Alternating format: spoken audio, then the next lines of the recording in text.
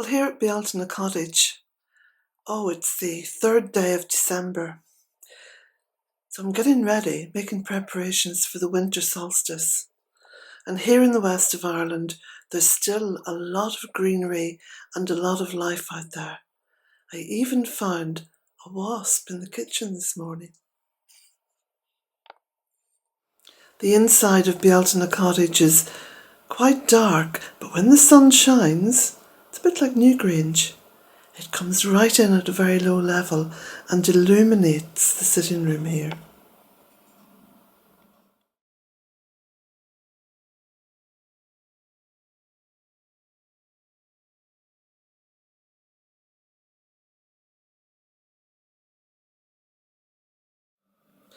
And in the meantime, whilst waiting for the sun, I light candles.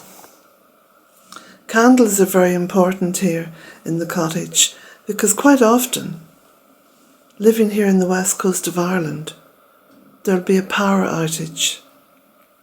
This happens with storms. In the west of Ireland, if you're living near the coast, there can be as many as 57 storms a year. And with many of the power lines above the earth, it often happens that a pole comes down and the power lines crash. So the illumination of candlelight is important, with the dusk falling at around 4 o'clock as we approach this winter solstice.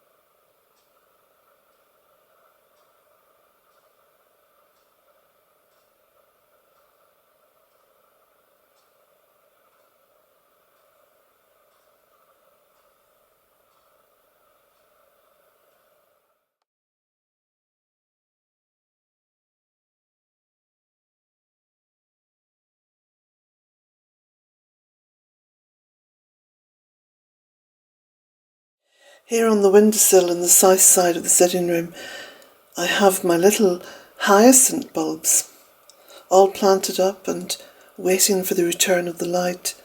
They usually flower around Midwinter, which of course is the 21st of December, if you're going by the calendar. It's a little bit more complex than that though, because the Midwinter can be a day or two either side of that.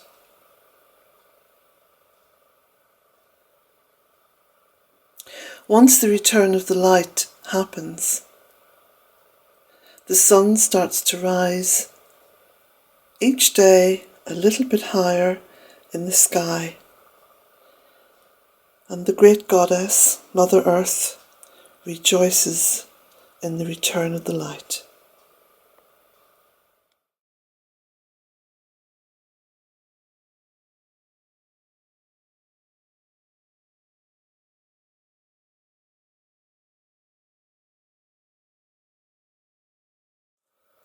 And in the dark recesses of the kitchen, a great feast is prepared to celebrate the winter solstice. It's not just a liminal time, but it's on the very edge of a new beginning.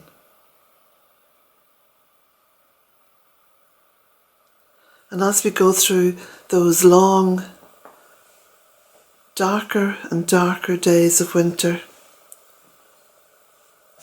we look for the return of the light. Because the light is so important to our well-being, and especially our mental well-being. Because the ritual of midwinter is infused with hope. And not just hope, but a very deep belief that the light will return, that the sun will rise, and that Imok is just around the corner.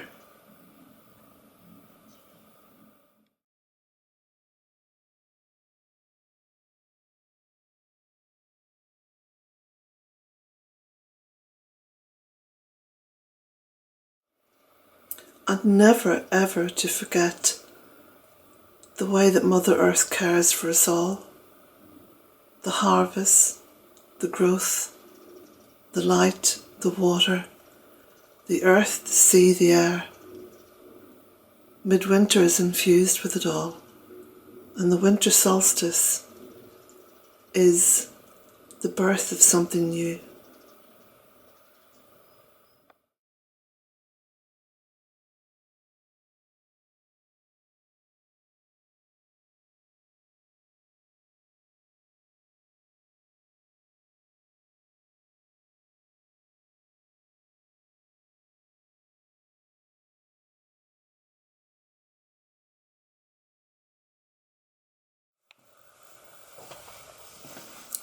And here in the pantry, of course, it's so important to have stores, to have the essentials, to have good spring water, to have all the herbs and the spices that you need, to have the basics like flour and canned goods. It gives us a feeling of resilience as we approach the winter solstice.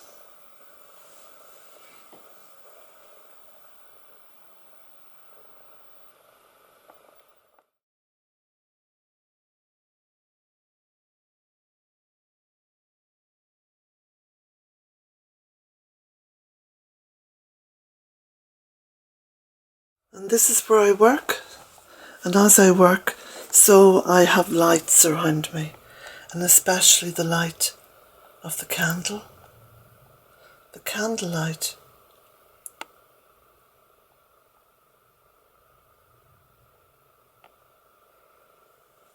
And I sit by the window because it gives me the chance to keep engaged with Mother Earth out there, to keep engaged with everything that's happening, and the life and the greenery and the wind and the light and the light.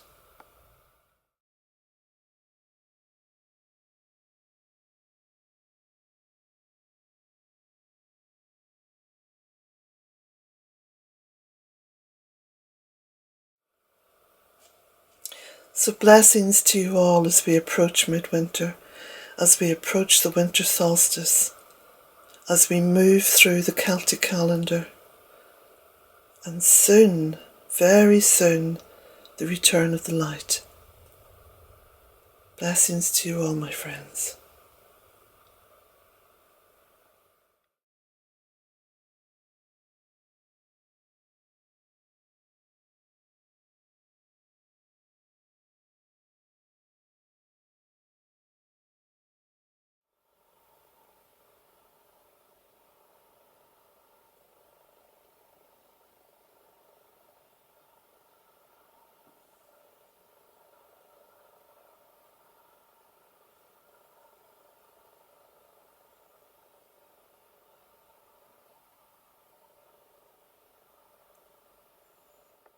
Winter, from Love's Labour's Lost by William Shakespeare. When icicles hang by the wall, and Dick the shepherd blows his nail, and Tom bears logs into the hall, and milk comes frozen in pail, when blood is nipped and ways be foul, then nightly sings the staring owl, to whit to woo, a merry note, while greasy Joan doth keel the pot. When all aloud the wind doth blow, and coughing drowns the parson's saw, and birds sit brooding in the snow, and Marion's nose looks red and raw. When roasted crabs hiss in the bowl, then nightly sings the staring owl. To wit, to woo, a merry note, while greasy Joan doth keel the pot. Blessings to you all as we approach the beautiful solstice, the winter solstice.